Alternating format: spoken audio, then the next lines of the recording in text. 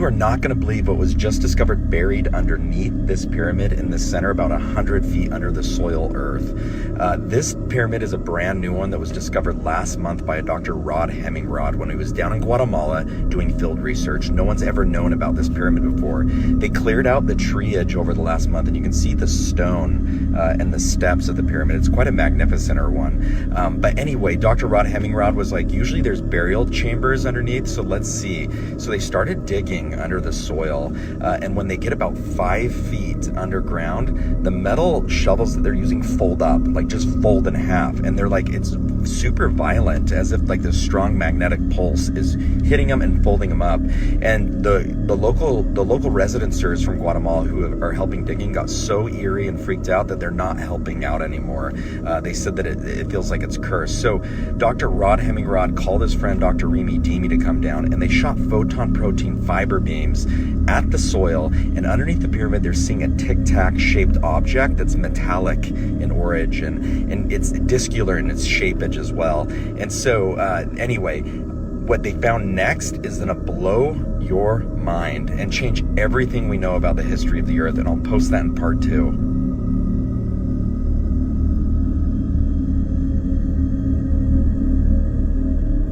What is that? Look at this thing in the sky. It's been pulsating purple and green and white, and it's not moving.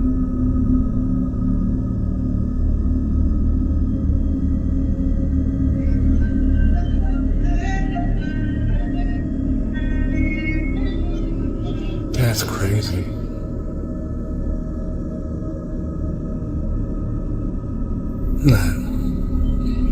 What the hell is that?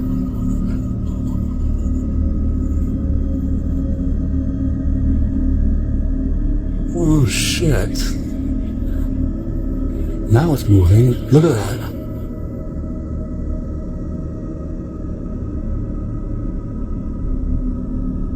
Oh.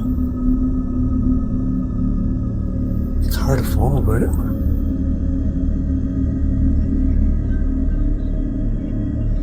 that's crazy.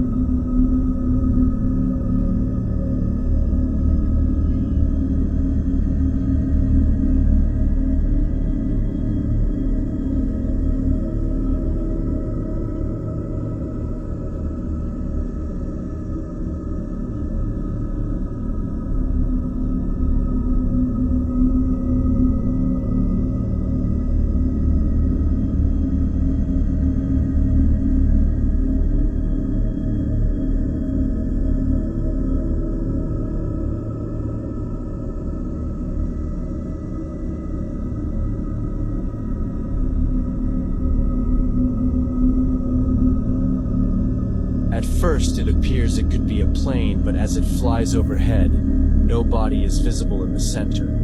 It's like a boomerang. Also, for FAA regulations, to my understanding, there should be a red light on the end of one wing and a green light on the other. Neither are visible.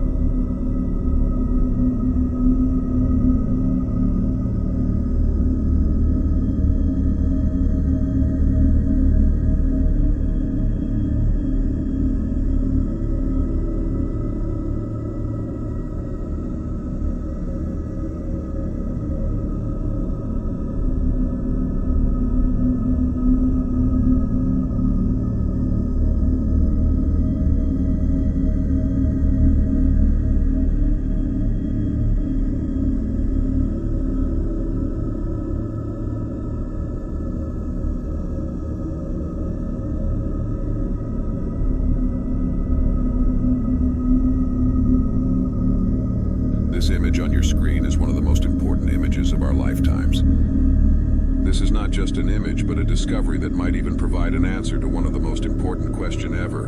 Are we alone in this universe?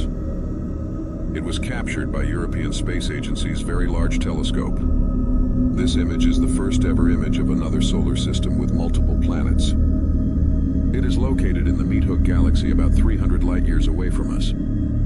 The star at the center of this system is almost exactly like our Sun. The image shows two massive gas giant planets orbiting the star, both much larger and further from their star than Jupiter and Saturn are from our Sun. This discovery is more than just a beautiful image. For the first time, we're observing a solar system around a star like ours, which could reveal clues about how our own solar system might have formed. Observing these planets and their orbits helps scientists understand how planetary systems evolve, shedding light on the conditions that could make life possible elsewhere in the universe.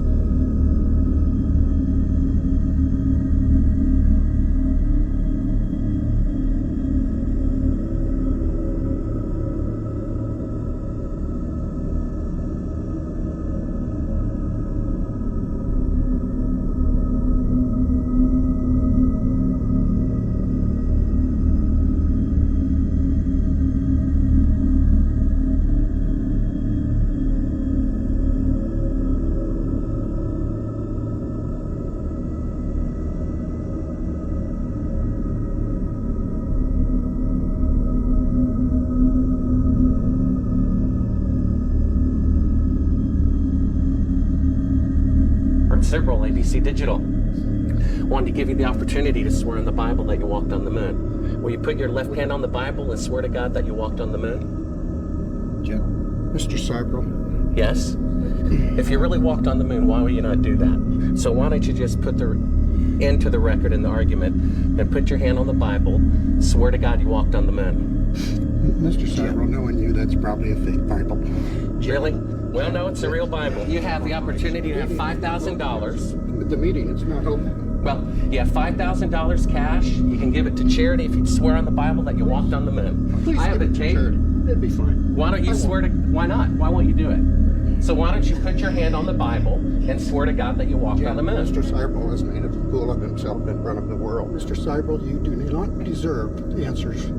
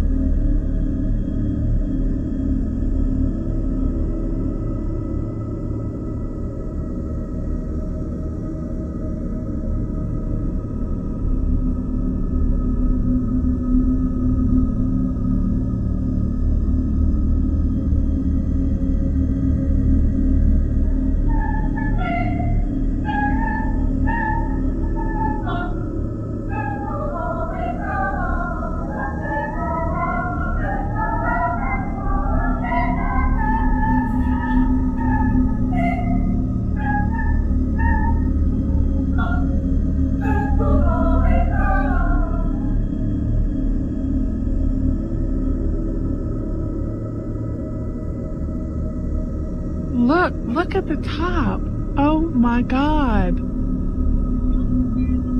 Never. That is bizarre.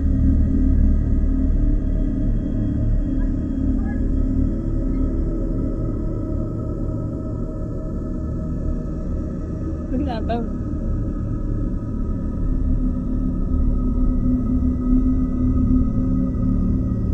Susan, have you ever seen him? No. That boat's going towards us.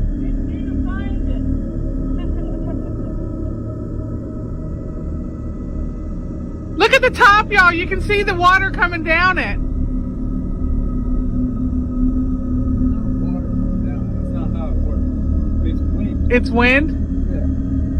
Hey, why did that happen? I used to know. I don't know anymore. Y'all, that is so cool. On your birthday, Harrison, your own, Who's winning the hot dog who cares? Your own water spout on your birthday. I wish I could call Will and Terry to look in the thing. You can hang up. No, I want to video it. It's too cool. Call Will and Tara. Jacob, call Will.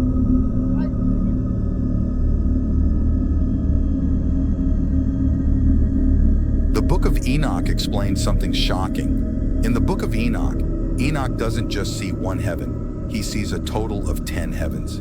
These heavens are often depicted as layers or levels, with each level having its own purpose or inhabitants. Here is a general overview. The first heaven is the closest heaven to Earth, and is where the clouds, wind, and other meteorological phenomena are believed to originate. The second heaven is described as the realm where the celestial bodies, such as the sun, moon, and stars, are situated and move in their courses. The third heaven is perhaps the most popular depiction of heaven, a place of paradise and inconceivable beauty and peace. The fourth heaven is where the sun and moon are placed when they are not visible in the sky. The fifth heaven is associated with various celestial beings, such as angels, who praise and glorify God. The sixth heaven, in some interpretations, is where the 7 archangels reside, each overseeing different aspects of the cosmos. Seventh heaven is where divine mysteries are revealed. The 8th, 9th, and 10th heavens are the highest heavens, with the 10th heaven having God's throne. It's important to note that the Book of Enoch exists in several versions and translations, and interpretations of its contents can vary widely. The idea of 10 heavens and their specific characteristics is not universally accepted among scholars and religious traditions. However, you want to hear something really fascinating? Sure. Mount Hermon, where in the Book of Enoch, 200 angels, watchers, descended upon the top of Mount Hermon. But this man, Sir Charles Warren, he was the chief of police for London or something, but he wanted to go to Israel, Palestine area and map it out. And he made it to Mount Hermon, and he said there was this giant ancient temple. It was this spiral thing. And he said at the center, it appeared to be an altar for sacrifices. But up there also was this giant stone tablet with these carvings and writings on it. They brought it back to England, but then the British Museum put it in the archives. No one is allowed to go and do research on it. But today, at the peak of Mount Hermon, is UN lookout post kind of thing. If you're not high ranking, you cannot go up there. They have banned any archaeological digs. What's crazy too is some biblical scholars theorize that the transfiguration of Jesus also happened at the top of Mount Hermon. Makes you wonder if there's something up there. What if the greatest empire in human history is the one we were forced to forget? Maps from the 1600s, 1700s, and even the 1800s show a massive nation stretching across Eurasia, called Tartaria. Yet today, history books say it never existed. Architectural blueprints from Paris, St. Petersburg, Chicago, and Tokyo show the same impossible building style created long before modern cranes, concrete, or electricity. Grand domes, star-shaped cities visible only from the sky, copper spires and antenna-like towers designed to pull power from the atmosphere, a worldwide electrical grid without wires. And then, suddenly, it's all gone. In the late 1800s, firestorms swept through dozens of major cities at the same time. San Francisco, Chicago, Toronto, Boston. A global disaster with no clear cause. Followed immediately by world fairs, where hundreds of advanced buildings were constructed in just months, then mysteriously demolished right after. Almost like they weren't building new wonders, but displaying the last ruins of an old world before wiping it clean. So ask yourself, how does an empire appear on maps for centuries, leave behind architecture we still can't replicate, yet vanish from history overnight?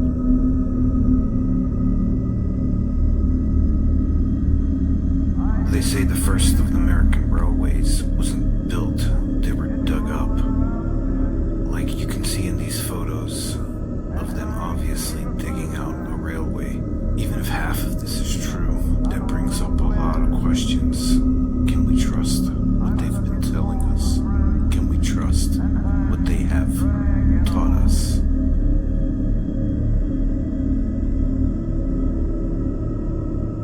So they used to actually have devices where they could communicate with each other through these glass sphere objects, through the power of the ether. And bear in mind, this was in the 1800s. They had far more advanced technology than we do have now. And the buildings back this evidence up as well. They essentially had FaceTime in the 1800s through these devices. Not to mention they could create free energy through the buildings and the shapes of these buildings, through those big antennas that you can see on the buildings that would harness atmospherical energy through metals like copper and mercury, specifically red mercury. So then you have to ask the question, where did all this technology go?